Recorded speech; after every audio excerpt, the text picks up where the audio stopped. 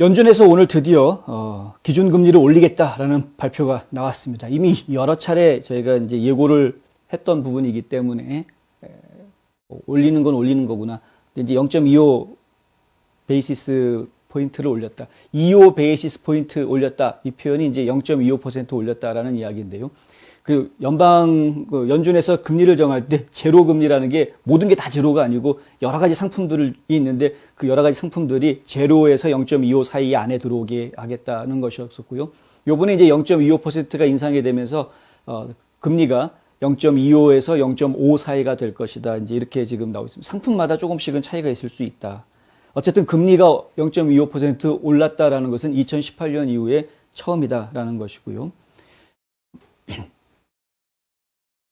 이제 연방공개시장위원회 FOMC가 정책회의를 마치고 나서 파웰이 이렇게 발표를 했습니다.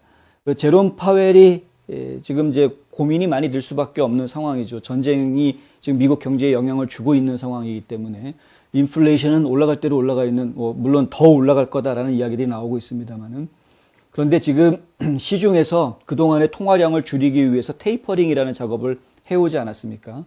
테이퍼링 작업이 이제 마무리가 됐다. 더 이상 연준이 채권을 사들이지 않는다.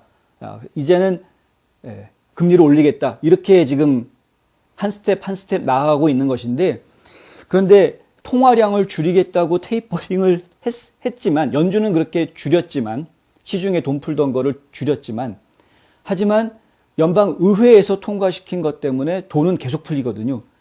1조 2천억 달러 인프라 법안 통과시킨 것, 그리고 어제 바이든이 서명한 1조 5천억 달러 규모의 또 옴니버스 법안 통과된 것. 이것이 결국은 올해 2조가 다 풀리는 것은 물론 아닙니다만은 하여간 굉장히 많은 돈이 올해 또 풀리게 된다. 앞으로 또 계속 연차적으로 몇 년에 걸쳐서 계속 풀리게 됩니다. 돈들이. 그러니까 연준에서 아무리 통화량을 줄이겠다고 해본들 이미 연방의회에서 통과시킨 정부가 돈 써라라고 통과시켜준 법안들이 있기 때문에 결국에는 상당한 자금이 돌기는 돈다, 시중에.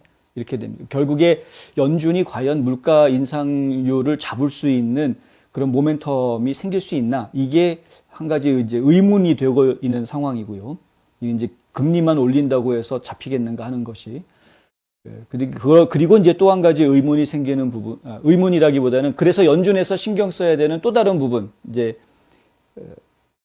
실업률이죠. 실업률을 최대한 낮추는 것인데 이미 낮을 대로 낮아져 있습니다. 지금 3.8%, 3.9% 얘기하고 있거든요. 그러니까 굉장히 낮아질 대로 완전 고용 수준에 거의 가까운 그런 상황입니다.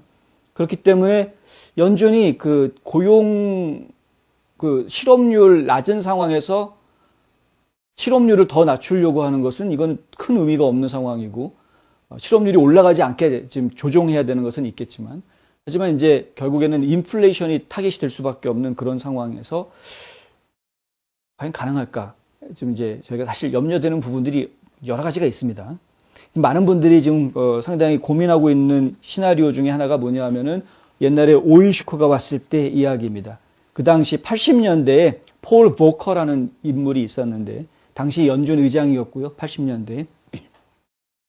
근데 이 사람이 79년 8월에, 그러니까 폴 보커라는 사람이 1979년 8월에 연준 의장이 됐었다고 하는데 그 전에 이미 오일 쇼크가 한 번 왔었고 두 번째 오일 쇼크가 79년에 또 생기면서 엄청난 인플레이션들이 벌어졌던 걸 제가 기억을 합니다. 그 당시의 인플레이션은 이런 7%, 8% 수준이 아니고요.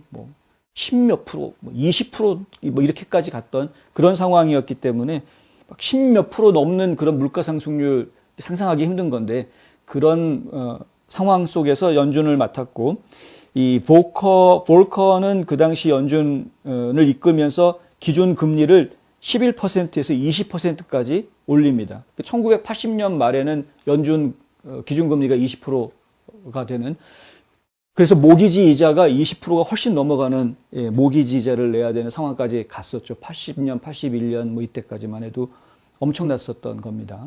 근데 지금 이제 그런 상황이 오지 않겠느냐를 염려하는 분들이 굉장히 많습니다. 지미 카터와 로널드 레이건 대통령 시절에 연준 의장을 맡았던 볼커는 통화 공급을 목표로 폭등하는 인플레이션을 억제하기 위해서 과감한 조치를 취했는데 연준의 기준금리를 11%에서 20%로 높여놨다.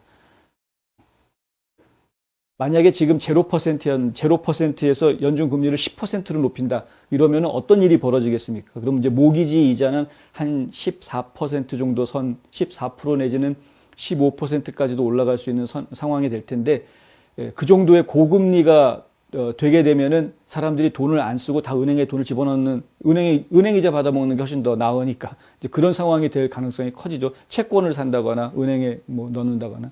그럼 결국에는 시중에 유통되는 자금이 줄어들게 되면서 뭐 주식이라든가 아니면 주식은 상황에 따라 좀 다르게 변할 수 있겠습니다만은 부동산 같은 경우에는 상당히 타격을 받을 수가 있겠죠. 부동산은 그렇게 되면 수요가 확실하게 줄어들면서 부동산 가격, 지금 거품 같은데 현재 부동산 가격은 저희가 볼 때는 약간 거품이 껴있는 거로 보이는데 이런 것들이 좀 가라앉는 어떻게 뭐 그런 상황들이 좀 나올 수도 있을 것 같습니다. 근데 그렇게 물가가 잡히면 다행인데 물가가 과연 잡힐지 안 잡힐지 아무도 장담을 못 한다는 거죠. 왜냐하면 전쟁 때문에 그리고 에너지 정책 때문에 가장 심각한 문제가 에너지 정책 때문입니다. 에너지 정책이 지금 바이든 정부가 정말 잘못되어 있기 때문에 물가 안정을 시키지를 못하게 되고 물가 안정을 시키지를 못하게 되면은 시중에 있는 돈을 줄이고 금리를 올리는 것이 오히려 국민들한테 경기 침체에 몰아넣는 이중고를 가지게 하는 역할만 하지 실질적으로는 경기를 해소시키는 역할을 해소하는 역할을 불경기를 해소하는 역할을 못한다. 뭐 이런 이야기가 되는 겁니다. 결론적으로 말씀드리면. 약간 좀 더 지켜봐야 되겠지만 하여간 그렇다는 것이고요. 제가 몇 가지 지표를 좀 여기 화면에 좀 보여드리면 이게 닷플롯이죠. 이 닷플롯이 의미하는 바가 이제 결국에는 몇 퍼센트 정도 지금 금리를 올리게 될 것인지 아니면 이제 물가 인상률을 어느 정도로 지금 타겟을 하고 있는지 이런 것들을 저희가 지금 엿볼 수 있는데 지금 금리 올리는 것에 대해서 지금 대체적으로 보면은 지금 2022년에는 2%가 조금 안 되게 올리자라는 쪽으로 좀 의견이 많이 모아지고 있는 그런 모습을 봅니다. 그리고 롱텀 맨 오른쪽에 보시면은 롱텀으로 놓고 이야기하면은 2.25%하고 2.5%도 만만치 않게 나오죠. 그러니까 장기적으로 보면은 계속 높이자. 2024년은 의견이 아주 분분하죠. 2024년은 의견이 분분하고 2023년도 의견이 조금 분분한 모습인데 2.25%까지는 올리겠다라는 모습을 지금 보여주고 있습니다. 그럼 전체적으로 놓고 이야기를 하면은 결국에는 올해는 한 1.75% 정도 금리가 오르는 것이 예상이 될 수 있고 내년에는 그것이 2.25%까지 올라가는 것으로 기준금리가요. 그리고 2024년에는 의견들이 분분하기는 하지만 저렇게 의견이 분분하다면은 그 올라간 금리가 계속 유지가 될 가능성이 있지 않을까라는 생각이 들고요. 아니면 상황에 따라서 더 올라갈 수 있을지도 모른다. 하지만 2024년은 대통령 선거가 있는 해이기 때문에 국민 정서, 그리고 선거 결과 이런 것들을 선거 결과에 도움이 되는 그런 경제 정책을 어차피 펼쳐야 되니까 기준금리가 머무르거나 아니면 살짝 내려가는 현상이 나올 수도 있다. 뭐 이렇게 생각할 수도 있을 수 있습니다. 결국에는 저희가 이제 지금 현재 나와 있는 닷플롯을 보면은 2.25%까지는 계속 올라갈 것으로 예상을 하는 것이 좀 맞을 것 같다. 이제 이렇게 생각하는 것이고요.